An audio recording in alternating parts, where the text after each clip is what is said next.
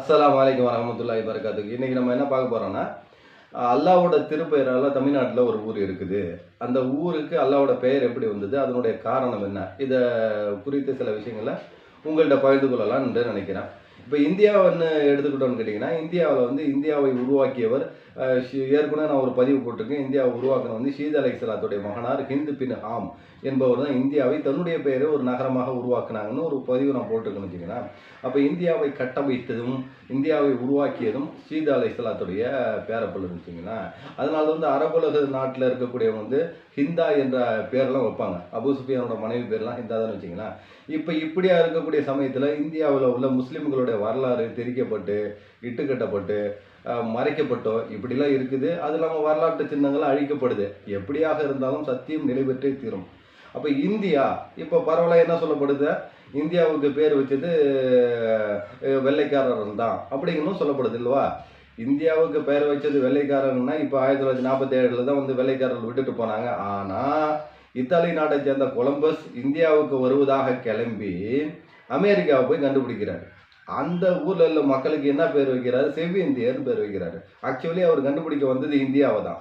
அப்ப அவருக்கே இந்தியான்ற நாடு இருக்குதுன்றது தெரிஞ்சிருக்கு. அதே போல அதுக்கு அடுத்து தான் வாஸ்கோட காமாவே கள்ளிக்கோட்டைக்கு வராருன்னு வச்சுக்கங்களேன்.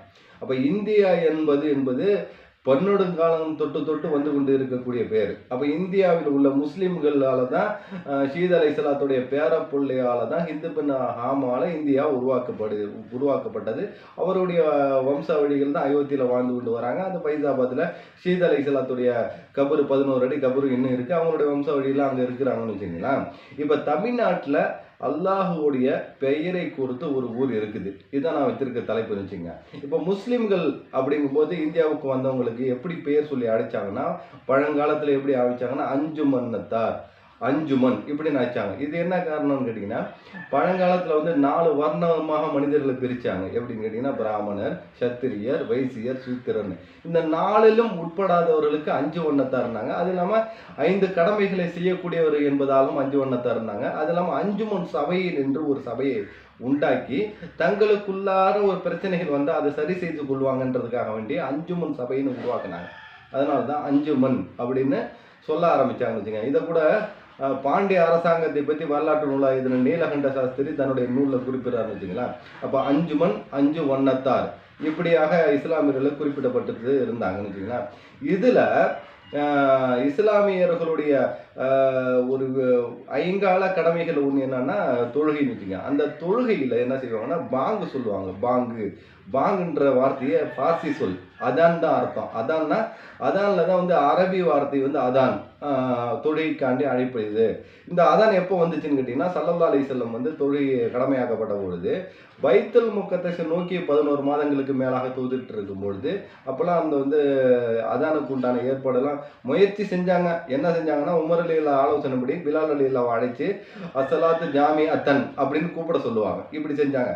எப்பொழுது காபாவின் பக்கம் முகம் திருப்பி காபாவை வந்து கிபிலாவை ஆக்குனானா அல்லாஹ், அப்போ எல்லா சகாபாக்களும் கூப்பிட்டு மஷூரா செய்கிறாங்க. அப்படி செய்யும் பொழுது ஒரு சகாபாக்கள் என்ன ஆலோசனை கொடுக்குறாங்கன்னா, கொடியேற்றலாம், தீப்பந்தத்தை காட்டலாம், மணி எழுப்பலாம், ஒலி எழுப்பலாம், அதுக்கடுத்து 2 கழிகளை வைத்து அடித்து சப்தம் எழுப்பலாம், சங்கு ஊதலாம், இப்படிலாம் சொல்றாங்க. இதுதான் சொன்னோன்னா மனசு ஒப்பல ஸல்லல்லாஹு அலைஹி வஸல்லத்துக்கு. கடைசியில் ஒரு சஹாபி சொன்னாங்க, மணி வேணா ஏற்பாடு பண்ணலான்னு. ஒரு அரையுறை மனைவியோட சரி அப்படின்னு இருக்காங்க. இப்படியே அது முடியுது. அன்று இரவு அப்துல்லா பின் ஜைத் ரலியல்லாஹு என்ன பண்றாங்க, ஒரு கனவு காண்றாங்க. அந்த கனவுல பச்சை ஆடை உடுத்திய ஒருவர் போய் கொண்டிருக்கிறார். அவர் கையில ஒரு மணி ஒன்று வச்சிருக்கிறாங்க. அதை பார்த்து ஜெயித் ரலியல்லாஹு என்ன சொன்னா, கனவுலே எனக்கு அந்த மணியை கொடுங்க, எங்களுக்கு வந்து தொழுகைக்கு அழைப்புக்கு ஸல்லல்லாஹு அலைஹி வஸல்லம் சொல்லியிருக்காங்க, நாங்கள் வாங்கிக்கிறோம், விற்பனைக்கு கொடுங்கன்னு உடனே அவங்க என்ன சொல்றாங்க, அந்த கனவுல வந்த பச்சை ஆடையை அடுத்திய மனிதர் என்ன சொல்றாருன்னா, இல்லை இது வேணாம், இதை விட சிறந்ததை உங்களுக்கு நான் சொல்லித்தரேன்னு சொல்லிட்டு அதில் நம்மளுக்கு பாங்களுடைய வார்த்தைகளை சொல்லுவோம் பாருங்க. அல்லாஹ் அக்பர் அல்லாஹ் அக்பர்னு 4 தடவையும், அஷ்ஹது அல்லா இலாஹ இல்லல்லாஹ் 2 தடவையும், அஷ்ஹது அன்ன முஹம்மது ரசூலுல்லாஹ் 2 தடவையும், ஹய்யால ஸலாஹ் ஹய்யால ஸலாஹ் ஹய்யால ஃபலாஹ் ஹய்யால ஃபலாஹ் அல்லாஹ் அக்பர் ஒரு தடவை லா இலாஹ இல்லல்லாஹ் இப்படியாக சொல்லி கொடுத்துட்டு இதுதான் சரியா இருக்குன்னு சொல்லிட்டு சொல்லிடுறாங்க. கனவு முடியுது. அந்த அப்துல்லா பின் ஜைத் ரலியல்லாஹு வேகமா அந்த அதிகாலையில வந்து ஸல்லல்லாஹு அலைஹி சொன்ன உடனே ஸல்லல்லாஹு அலைஹி வஸல்லம் பிலால் ரலியல்லாஹு கூப்பிட்டு இதை சொல்லுங்க அப்படின்ட்டாங்க. இது உண்மையான கனவு அப்படின்னு பெருமானார் ஸல்லல்லாஹு அலைஹி சொல்லிட்டாங்க. இந்த பிலால் ரலியல்லாஹு சொல்லிக் கொண்டே இருக்கும்போது உமர் ரலியல்லாஹு வீடுலேருந்து வேக வேகமாக வராங்க. யாரோ சொல்ல இதே கனவை தான் நான் பார்த்தேன் அப்படி. இதுதான் பாங்கு ஆச்சுன்னு, இதுதான் பாங்கு தொழுகையோட அழைப்புலி அதான் இதாச்சுங்களா.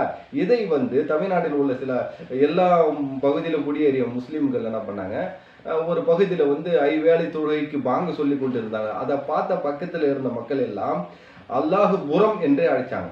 அந்த ஊருக்கு அந்த மக்கள் பாங்கு சொன்னதன் காரணத்தால் அல்லாஹுபுரம்னு அழைச்சாங்க. அல்லாஹுபுரம் அப்படின்னு அழைச்சாங்க. அந்த ஊரே இன்று வரை அந்த ஊருக்கு வழக்கமாக ஆகிவிட்டது. அல்லாஹுபுரமே ஆயிடுச்சுன்னு வச்சுங்களேன். இது எங்க இருக்குன்னா தமிழ்நாட்டில் வட ஆற்காடு மாவட்டத்தில் உள்ள வேலூருக்கு வடக்கே சிறிது தொலைவில் இந்த ஊர் அமைந்துள்ளது. இந்த ஊர் பேரு அல்லாஹுபுரம் இன்று வரை இருந்து கொண்டிருக்கு. தமிழ்நாட்டில் அல்லாஹுடைய திருப்பெயரால் தமிழ்நாட்டில் ஒரு ஊர் அமைந்துள்ளது. இது அல்லாஹுபுரம் என்று இன்றும் அழைக்கப்பட்டு வந்திருக்கிறது. இந்த செய்தியை உங்களிடத்தில் பகிர்ந்து கொள்வதற்கான தான் இந்த பதிவு. ஆஹிர் தாவானா அல்ஹம்துலில்லாஹி ரபில் ஆலமீன். அஸ்ஸலாமு அலைக்கும் வரஹ்மத்துல்லாஹி வபரகாத்துஹு.